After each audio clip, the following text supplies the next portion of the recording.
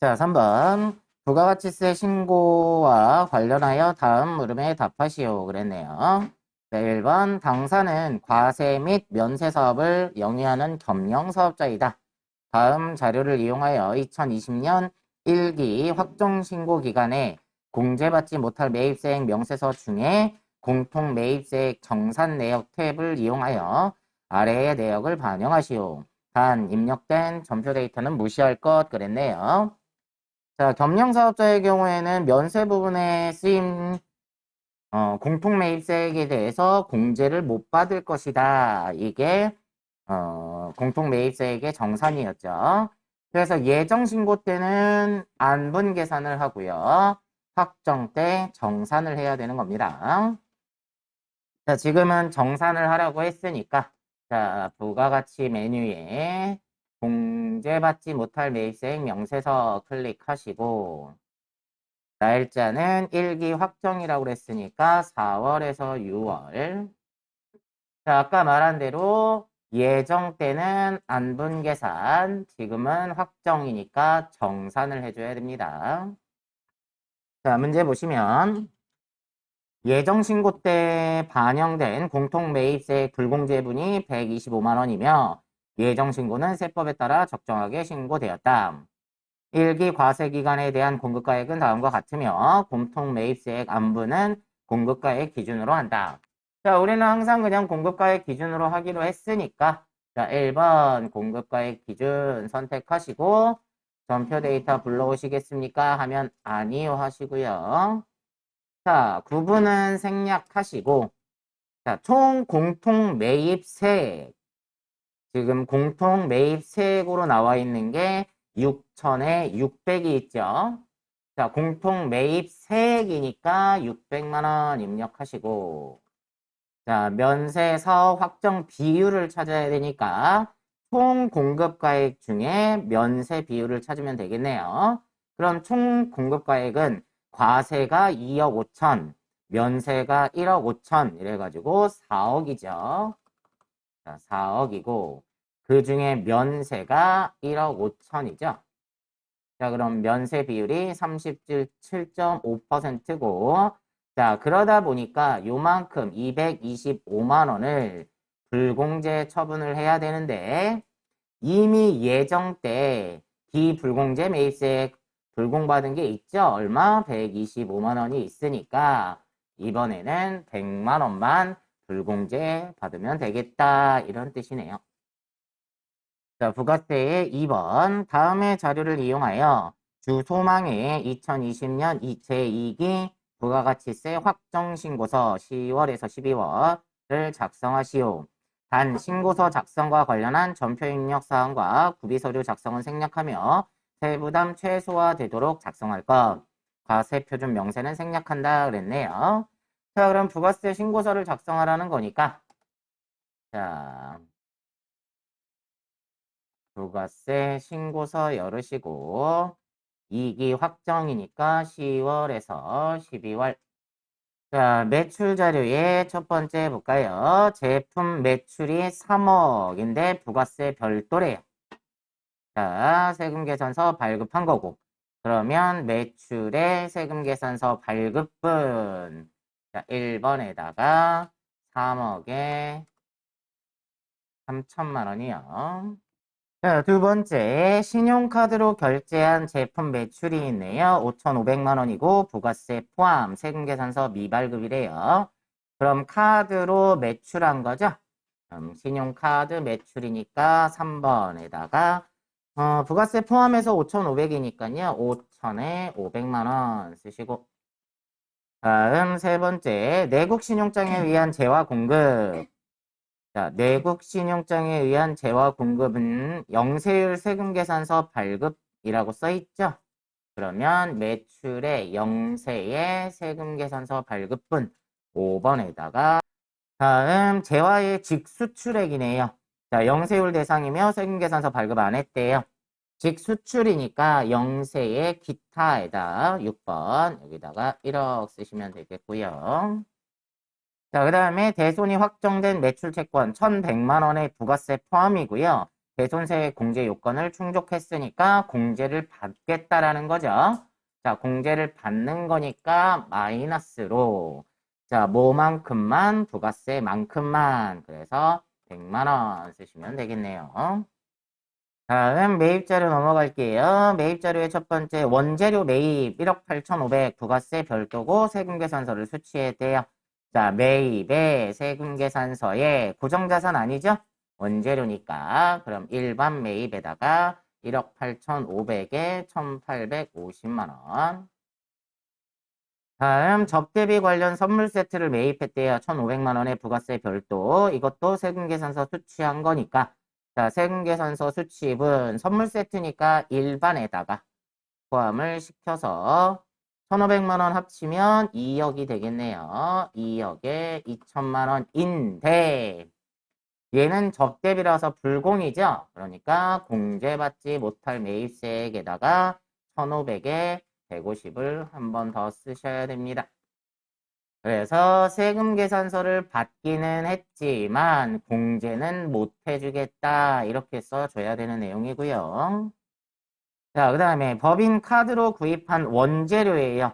원재료니까 일반이겠죠? 그래서 그 밖에 공제 매입세액에 신용카드의 일반 매입 41번에다가 770 부가세 포함이니까 700에 70만 원 쓰시면 되고요. 다음 원재료 매입 그래놓고 900만 원 부가세 별도 그랬는데 예정신고 누락분이며 세금계산서는 정상적으로 수취함 그랬죠? 그러면 매입의 예정신고 누락분 세금계산서죠?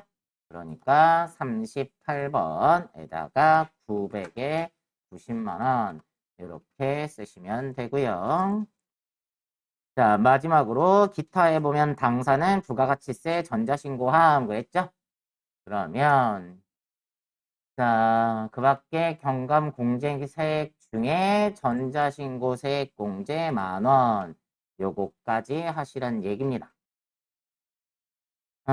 원재료 매입 예정신고 누락분은 매입의 예정신고 누락분이니까요. 이건 가산세 없다고 했습니다. 그럼 여기까지 하시면 되겠죠. 자, 4번 결산 자료를 입력하여 결산을 완료하시오 그랬네요. 자, 일단 수동을 먼저 할게요. 자, 수동은 일반 전표 입력 들어가셔서 12월 31일자로 자, 1번 장기 차입금 중에 다음의 차입금을 만기에 상환하기로 하였다. 유동성 대체를 하시오 그랬네요. 자, 그러면 차변으로 장기 차입금 누구네 거요? 국민은행 거 얼마를 2억 원. 얘를 뭘로 유동성 장기 부채로 대체하라는 거고 똑같이 국민은행 걸어주시면 되겠네요. 다음 2번 공장 화재보험료 900만 원 보험기간은 2020년 9월 1일에서 2021년 8월 31일까지를 9월 1일에 동부화재에 지급하고 전액을 당해년도에 보험료 계정으로 회계 처리하였다. 이에 대한 기말 수정 분계를 하시오. 월할 계산하며 음수로 입력하지 말 것. 자, 이 900만 원이 전부 다 올해치 보험료가 아니잖아요. 8개월치는 내년분에 해당하죠? 근데 보험료 계정으로 처리를 해놨으니까 대변으로 보험료를 빼야 되겠네요. 자, 공장 화재 보험료라고 그랬으니까 500번 떼고요. 자, 900만 원이 1년치예요. 그러면 한 달에 얼마 꼴이 되나요? 대략 75만 원이 되고요. 한 달에 75만 원. 그리고 8개월치가 내년분이잖아요. 그러니까 곱하기 1을 하면 600만 원이 내년분에 해당하네요. 그래서 보험료에서 빼다가 차변에 내년치 비용을 미리 지급했다. 그래서 선급 비용으로 해주시면 되고 자, 동부화재라고 했죠? 동부화재 거래처까지 걸어주시면 되겠네요. 다음 3번의 특허권 삼각하고요. 4번의 대손충당금 설정은 자동이니까 자, 결산자료 입력 들어가셔서 1월에서 12월 하시고 자, 3번 다음에 특허권에 대한 무형자산 상각비를 반영하시오. 자, 특허권 취득일 및 사용 개시일은 2020년 7월 15일. 취득가액은 500만 원이고요. 상각기간 5년. 상각 방법은 정액법, 잔존가치 없고요. 월월 상각하며 판매 관리비로 처리할 거 그랬네요. 자, 올해 7월에 샀어요. 자, 정액법이니까 5년의 정액법이면 1년에 100만 원을 상각을 하면 되는데, 자, 월할 상각하라고 그랬죠? 올해 몇 개월만 썼어요? 6개월만 썼잖아요. 그죠? 7월부터 12월까지. 그러니까 원래는 1년치가 100만 원인데 6개월밖에 사용을 안 했으니까 50만 원만 상각하면 되겠네요. 자, 그러면 밑으로 내려오셔서 자, 여기에 특허권 있죠? 무형자산 상각비의 특허권에다가 50만 원만 상각을 하시면 됩니다. 다음 4번 외상매출금과 받으러옴 잔액의 1%를 한도로 하여 대손 충당금을 추가 설정하기로 한다 그랬네요. 자, 그러면 요 위에 자, 대손상가 클릭하셔서 대손율은 1%로 되어 있네요. 우리는 외상매출금하고 받으러옴만 할 거니까 나머지는 지울게요. 자, 그래서 요 두 개만 외상매출금 받으러옴만 어디에 결산에 반영하시면 됩니다. 자, 결산 반영 클릭하시면 어디에 표시가 돼요? 여기에 표시가 되겠죠. 자, 됐으면 전표 추가 꼭 누르시고요. 자, 여기까지 하시면 되고 5번은 이익잉여금 처분계산서를 작성을 하란 얘기니까 자, 잉여금 처분계산서 자, 클릭을 하시고요. 자, 저장된 데이터 불러오면 안 되겠죠. 자, 내용 보세요. 당기의 이익잉여금 처분은 다음과 같이 결의되었다. 그래서 당기 처분 예정일은 자 쓰세요. 2021년 02월 25일. 전기 처분 확정일은 2020년 02월 25일. 자, 보통주에 대한 현금 배당. 자, 여기 현금 배당 클릭하셔서 자, 현금 배당에다 쓰세요. 500만 원 쓰시고 그 다음에 보통주 주식 배당 나와 있죠? 자, 여기 주식 배당에다가 200만 원 이렇게 쓰시고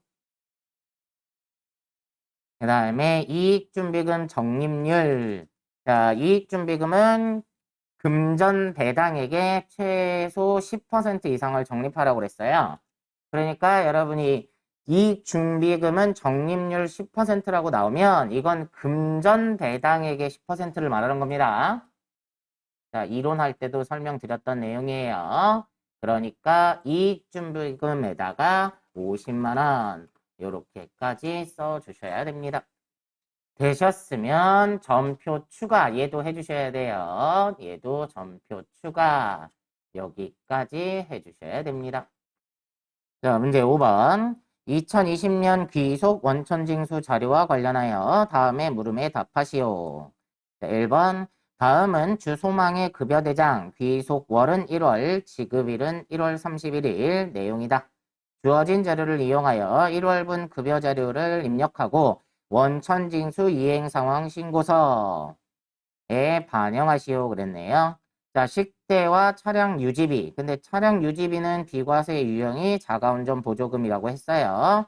비과세 요건을 충족하며 신고일 현재 전월 2월 된 미환급세액 3만 원이 있다 그랬네요. 자, 그러면 20년 1월 급여대장에 나와 있네요.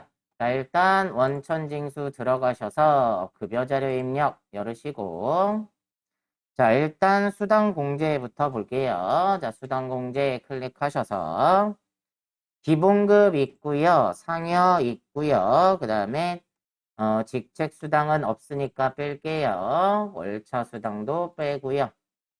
자, 식대는 있고요. 차량 유지비 근데 비과세 유형이 자가운전 보조금이라고 했죠? 그러니까 식대는 그대로 두시고 자가운전 보조금은 차량 유지비로 바꿔주래요.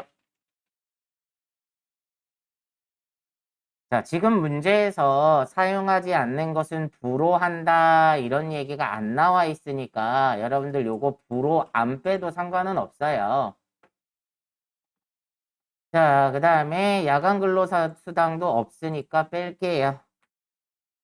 자, 그 다음에 공제는 새로운 내용이 없죠? 추가할 내용 없으니까 이 상태로 확인하시고 자, 그대로 입력만 해주면 되겠네요. 1월분이고요. 지급일은 31일. 자, 김갑도래의 기본급은 300만원, 상여가 50만원, 식대가 10만원, 차량 유지비가 20만원이고요. 국민연금이 13만 5천원, 건강이 9만 1,800원, 장기요양이 6,010원, 고용보험이 22,750원이고 소득세는 맞게 나왔네요. 그쵸? 넘어가셔서 김갑순의 기본급은 250만원, 그 다음에 상여가 50만원, 식대가 10만원이고요. 차량 유지비 없네요. 자, 국민연금은 11만 2,500원, 건강이 7만 6,500원, 장기요양이 5,010원, 고용보험이 19,500원. 자, 얘도 소득세, 지방소득세는 맞게 나와 있네요. 자, 이렇게까지 입력을 하시고 뭐까지 하라고 그랬죠? 원천징수, 이행상황, 신고서까지 하라고 그랬어요. 자, 그럼 닫으시고 원천징수, 이행상황, 신고서. 자, 1월 지급, 1월 귀속. 자, 그러면 이번에 소득세 신고할 금액이 22만 7,070원인데 전월 미환급세액이 있었죠? 그래서 12번에다가 3만원 요거까지 써주시면 되겠습니다. 자, 2번 다음 자료를 이용하여 대표이사 이재영 4번 101번에 연말정산 추가자료 입력 메뉴에서 연말정산 입력 탭을 작성하시오 그랬네요. 자, 1번에 부양가족 인적사항이 나와 있는데 배우자 신소희는 뭐 1987년 3월 25일생, 모친 김을숙은 1950년 1월 21일생인데 장애인이고요. 자녀 이하랑은 2010년 9월 9일생이고 자녀 이세랑은 2013년 10월 10일생이래요. 근데 자녀 이아랑은 어린이 모델로 활동하여 발생한 사업 소득 금액이 500만 원이 있대요. 배우자 신소희는 근로소득 총급여 500만 원이며 모친 김을숙은 소득이 없대요. 그러면 이 아랑은 돈을 잘 버니까 공제 대상이 안 될 거고요.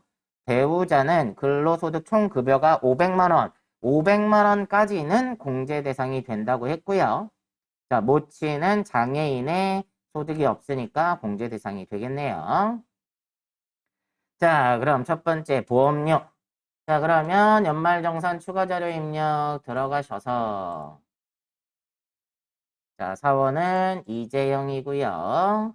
보험료에 배우자 보장성 보험료. 아까 배우자는 근로소득 총급여가 500만 원밖에 없으니까 공제 대상이 되죠. 기본공제 대상자를 피보험자로 해서 보장성 보험을 가입을 해주면 공제 대상이 된다고 했습니다. 그래서 보장성 보험 일반에다가 90만 원. 다음 모친 김을숙 장애인 전용 보장성 보험료 120만 원 해주겠죠? 장애인이 모친이 장애인이면서 소득이 없으니까.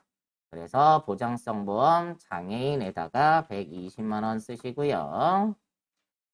본인의 자동차 보험료는 해주겠죠? 자, 그래서 보장성 보험 일반에다가 30만 원을 더해서 120만 원으로 수정을 해주시면 되겠습니다. 다음 의료비, 본인 의료비는 해주겠죠? 자, 의료비 들어가서 본인의 100만 원 공제되고요. 그 다음에 김을숙 의료비가 300만 원이 있어요. 아까 모친 김을숙은 장애인이라고 했죠? 그래서 여기 장애인에다가 300만 원. 자, 그 다음에 이 아랑 의료비 200만 원 있는데, 자, 아까 이 아랑은 돈을 잘 벌었죠. 그죠? 사업소득 금액이 500만 원이나 있었으니까. 근데 의료비는 나이 제한, 소득 제한이 없잖아요. 그러니까 공제를 해줄 겁니다. 그래서 여기 이하랑 의료비는 그 밖에 공제 대상자에다가 200만 원 입력을 하시면 되겠습니다. 자, 의료비는 됐고요. 확인하시고 그 다음에 교육비가 있네요.